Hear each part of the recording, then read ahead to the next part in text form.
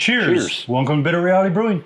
Yes, it is a Black Rye IPA from My Brew Supply. That's right.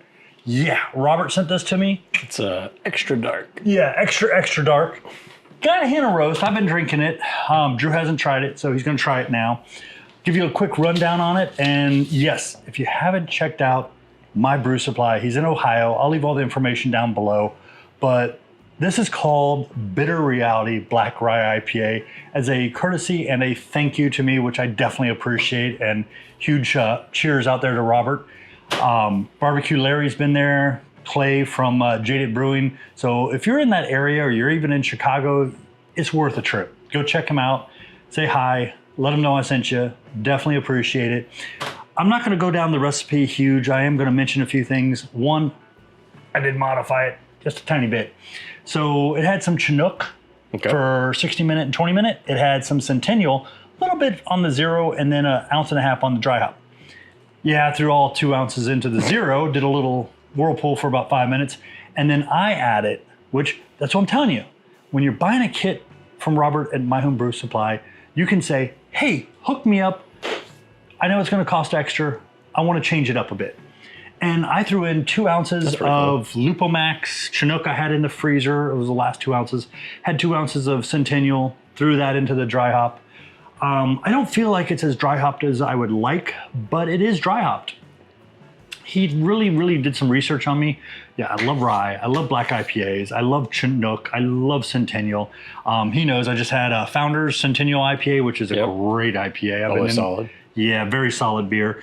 And this was supposed to come out around 6.7, but my efficiency was extremely high, but my final gravity wasn't as low as I thought it. What it said is I would be at 1.67 and in somewhere around 1.016. I was at 1.072 and ended at 1.017, which was kind of high for me for a final gravity. I haven't used 0.5 or US 0.5 in a very long time.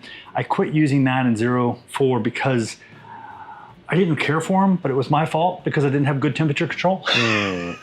So yeah, I know breweries that's all they use is 0.5. So this is one of my first times using US 0 or US 0.5 from Safale, if I can say that right, in a very long time. And it's a nice clean, it's a nice clean yeast. It's very useful. It's very rounded. I did make a couple other modifications because the Chinook was 12%, not 13 as it had said in the instructions. Not a big deal. And I think I even lowered my mash a little bit, but if you watched me on the Brewzilla, it was a nightmare trying to keep the temps, and we finally got it, and I was good, and I kept it there. So this is it. It's already lost a little of the head on there, but it's still holding some retention. It's still holding, yeah. Yeah. I'm worried because it's got a hint of roast. He hasn't tried it, but hopefully the hops, 7.3%. That's a very solid percent. I love 7%. 6.8 is what it was supposed to be. 7.3, anywhere in the sevens or close to the sevens is nice. I can smell the hops on it. Yeah, I'm getting old. I don't smell things. There's a bit of citrus to it, but it's also got... You're going to probably think I'm crazy. I think the roast is almost making it smell kind of grassy a little bit. Okay, Centennial does that a lot. Okay. Centennial gives you a grassy taste. Let me go ahead and actually taste it, I guess.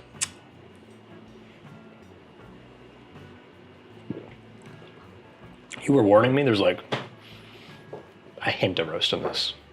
It's the roast and the hops together, I think. The hops is overpowering it enough that I like it. Okay. All right, the roast does come through really hard at the end, though. I noticed it a little earlier. It takes a second, but then it's like I just hit a shot of black coffee. Yeah, he's got about 7 ounces of black malt, which will definitely do that. It'll bring some roast to it.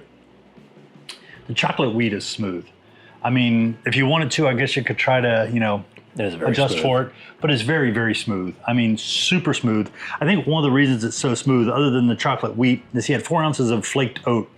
And oatmeal is always, it just adds a nice mouthfeel. It does have a nice mouthfeel. It's not thin, even at 1.05 or 150 degrees Fahrenheit. And I had a problem on that Brewzilla. It was sitting low at a low 140s for a while. and I was afraid I'm going to get so much enzymes, I was going to end up with a very thin beer. It didn't happen, luckily. That was not Robert's fault. That was Brewzilla. Brewzilla is a pain in the butt to get the temperatures just right.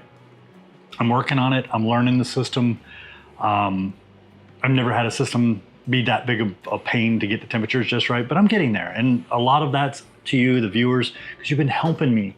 You've been helping me through it. And some of you have been making some recommendations that were helpful. Some have made recommendations that I thought were helpful. And I haven't even been able to try them because I've had other issues that haven't allowed me to get there. It's like I smell a lot of the Centennial, I taste a lot of the Chinook, and there's like just a crap ton of roast at the end. I get the roast in the middle.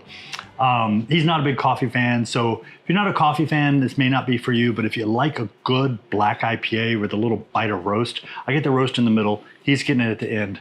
This is a solid brew. Very smooth. Probably one of the smoothest black IPAs I've had in a long time. The roast with the hops is making it have that kind of grassy flavor to me. Well, that's Centennial. Centennial will always give you a hint of grass, and but I'm the okay. Chinook is very upfront. Oh, Chinook is, yeah, I love my Chinook. It gives me some pine, some resin, a little grapefruit. I will tell you too, compared to one of my local breweries nearby, had a black IPA a few months back. This is much better. Much, much better. It is really good. It's just like I can't stop drinking it, because if I stop drinking, that's when the roast kicks in, you know? I'm one of the worst people to come into your brewery when you're brewing a black IPA and you're serving it. There's a few beers I will critique the hell out of, and a black IPA is one. Definitely one of them. And I'm very nice about it. I'm like, okay, it's nice, but no. And I'll never order it again. Now, if I go in and I like it, or I think it's really nice, oh, I'll be back. I'll be back. It's guaranteed. Same thing with rye. If you've got rye, anything rye that I like. A really solid rye. Yeah. I'll be back. A red rye IPA or anything with rye, really anything with rye, I'll be back. If the rye is got that almost, I think we call it chloe or clay, like that. It's got that weird taste to it sometimes. No, and I don't know what causes that. You know what I'm talking about? It's almost like this off taste. It doesn't have the spice. It has that, it's almost like it's old. I don't know. Huh. I think I would know if I tasted it, but I don't. Yeah, we've tasted it before. It's been a while, and I can't give it a good description. But this is smooth. This is, I mean, if you're into a black IPA or you just want to try something different, you like stouts, you like IPAs. Right there. Yeah. Yeah. I will warn you, because I used 2 ounces of Lupomax, which is like 4 ounces, and 2 ounces of Chinook. You get this thing called diminishing returns. It doesn't mean that you're not going to get more from more. You're just not going to get as much back as you put into it. And at 5 gallons, I believe, it's been a while, diminishing returns starts at around 4.3 ounces. So I exceeded my diminishing returns, so I'm not going to get as much. You're also not going to get a ton of hop aroma or hop flavor in a dry hop with a dark brew like this, because the darker malts are going to stand out too. I did, and you'll have to watch the first video, I'll put it up here.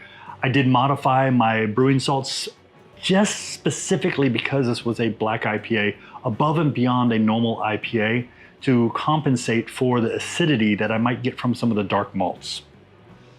It was something I did a lot of research on. I looked at Brewlosophy. I looked at a lot of big beer companies or brewing companies, and I kind of took a recommendation from a few of them, and I did a little modification there, and I don't think Brewlosophy did it, but I did it, and it worked. It tastes good. I'm liking it. It's a good, solid brew. It's still just on keg for about, I think, 2.5 days now. So at about a week or two, it'll be like probably mellow out. Primo. Yeah. It'll be primo. I say that, and I know that sounds weird for an IPA, but I've had some IPAs after a week or two that just went from, that's pretty good, to, wow, that's my go-to now. That red IPA, yeah, I think it's a rye, but it's a red. I've been drinking the hell out of that off and on lately. So yeah, and that one's getting some age on it, so it's about out the door. But cheers, appreciate you. Show us a little love. Show Drew some love. Got a little hiccups going on here. Maybe a little gas from drinking the carbonation. Thank you, Robert. Thank you. Cheers. Bye.